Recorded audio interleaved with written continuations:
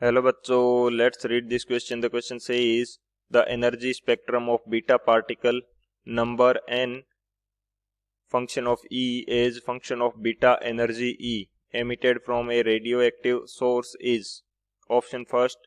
इसके अंदर हमें जो 4 ऑप्शंस हैं उसके अंदर ग्राफ दे रखा है, यानी कि हमें एक करेक्ट ग्राफ को आइडेंटिफाई करना है। ग्राफ किसके बीच में है? Number of beta particles function of energy E, तो इसके दोनों के बीच में ग्राफ दिया गया है।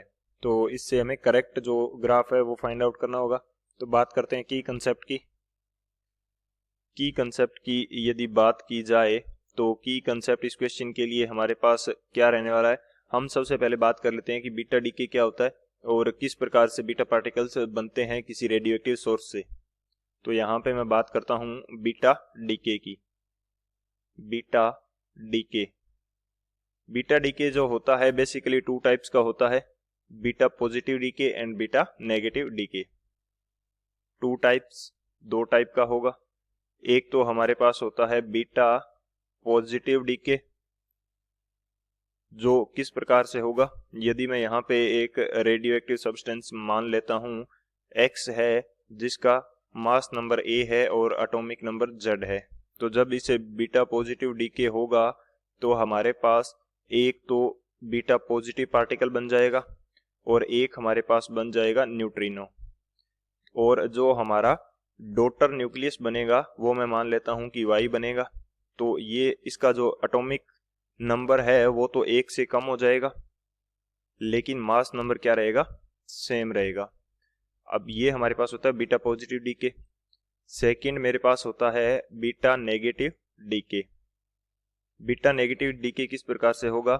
यदि मेरे पास कोई न्यूक्लियस है, एलिमेंट है X, जिसका एटॉमिक नंबर है Z और मास नंबर है A, तो इससे जब बीटा नेगेटिव डीके होगा तो एक तो हमारे पास बीटा नेगेटिव पार्टिकल बन जाएगा और एक हमारे पास एंटी न्यूट्रिनो पार्टिकल बनेगा।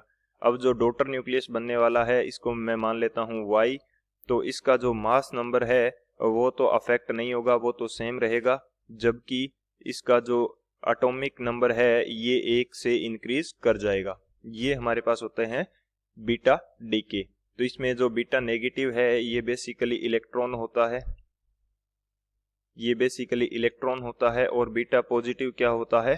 पॉजिट्रॉन। पॉजिट्रॉन हमारे पास बेसिकली बोल सकते हैं कि इलेक्ट्रॉन ही होता है विद पॉजिटिव चार्ज। ये हमारे पास पॉजिटिव चार्ज होता है, तो इसको बोलते हैं पॉजिट्रॉन। तो एक तो ये हमारा की कंसेप्ट हो जाएगा कि हमें पता चलेगा कि बीटा डीके के अंदर बीटा पार्टिकल्स बनते किस प्रकार से हैं। अब मैं बात करता हूं सेकंड की कंसेप्ट की। सेकंड की कंसेप्ट हमारे पास क्या कहने वाला है कि जो बीटा पार्टिकल की रेंज होती है एनर्जी की, वो 0 से किसी एक मैक्सिमम वैल्यू के बीच में होती है। तो यहाँ पे यदि बात की जाए energy range of beta particle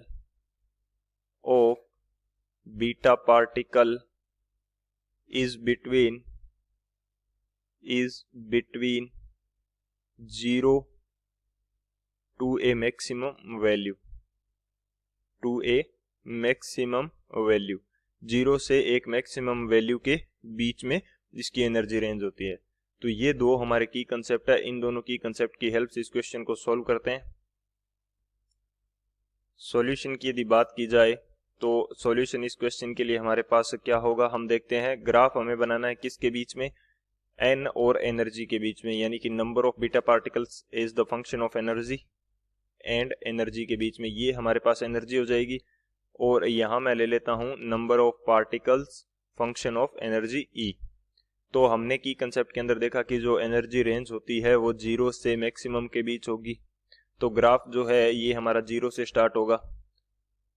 तो ग्राफ हमारा क्या होता है? बेसिकली 0 से स्टार्ट होता है, एक मैक्सिमम वैल्यू तक रीच करता है और उसके बाद में ये वापस 0 आ जाता है। अब ऐसा किस प्रकार से होगा? ये यहाँ पे हमारे पास नंबर ऑफ पार्टिकल्स क्या है? मैक्सिमम है। ये हमारे पास क्या है? मैक्सिमम। अब ऐसा क्यों होता है कि एनर्जी रेंज 0 से मैक्सिमम के बीच में है? तो ये तो करेक्ट है कि 0 से स्टार्ट होकर एक मैक्सिमम रेंज तक पहुंचेगा, फिर बाद में ये डिक्रीज क्यों करता है? इसके पीछे का बेसिक रीजन होता है कि मैक्सिमम वैल्यू के बाद में जो कूलम्ब अट्रैक्शन फोर्स होगा between beta particle and daughter nucleus वो इंक्रीज कर जाता है, जिसकी वजह से जो ग्राफ है हमारा वो लोअर एनर्जी वैल्यू की तरफ शिफ्ट होगा। तो यहाँ पे मैं स्टेटमेंट के रूप में लिखता हूं, after maximum value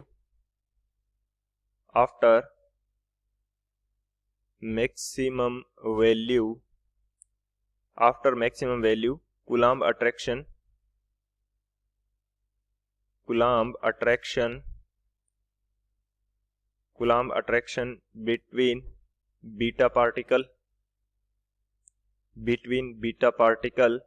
and daughter nucleus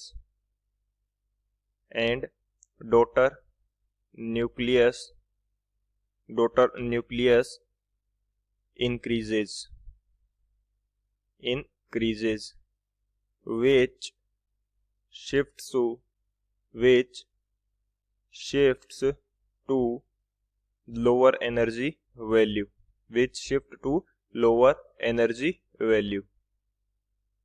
तो यदि हमारे पास जो अट्रैक्शन फोर्स है coulomb force between beta particle and daughter nucleus, तो वो इंक्रीज करेगा। तो इसकी वजह से ग्राफ क्या होता है कि लोअर एनर्जी वैल्यू की तरफ चला जाता है, जिस कारण से जो मैक्सिमम वैल्यू के बाद में जैसे ही हम एनर्जी बढ़ाएंगे उसके बाद में नंबर ऑफ बीटा पार्टिकल्स क्या है, कम होने लग जाएंगे। इसके पीछे का बेसिक रीजन क्या हो गया, coulomb force between beta particle and daughter nucleus. इसलिए मैंने आपको की कंसेप्ट के अंदर बताया था कि बीटा डीके किस प्रकार से होता है, ताकि बीटा पार्टिकल और डॉटर न्यूक्लियस जो है इनका हमें पता चल सके और इनके बीच में अट्रैक्शन फोर्स काम करेगा ये पता चल जाए। तो करेक्ट ऑप्शन की यदि बात की जाए तो कौन सा करेक्ट ऑप्शन हो जाएगा हमारे पास, जो ए ऑप्शन है वो करेक्ट हो जाएगा। बी हमारा इनकरेक्ट है क्योंकि ये 0 से स्टार्ट नहीं हो रहा। सी हमारा इनकरेक्ट है, 0 से स्टार्ट तो हो रहा है, मैक्सिमम वैल्यू तक रीच कर रहा है, उसके बाद में ये कांस्टेंट नहीं होकर डिक्रीज करेगा, लेकिन यहाँ पे कांस्टेंट हो गया तो ये भी इनकरेक्ट हो जाएगा। और डी हमारा इनकरेक्ट है क्योंकि 0 से स्टार्ट नहीं हो रहा है।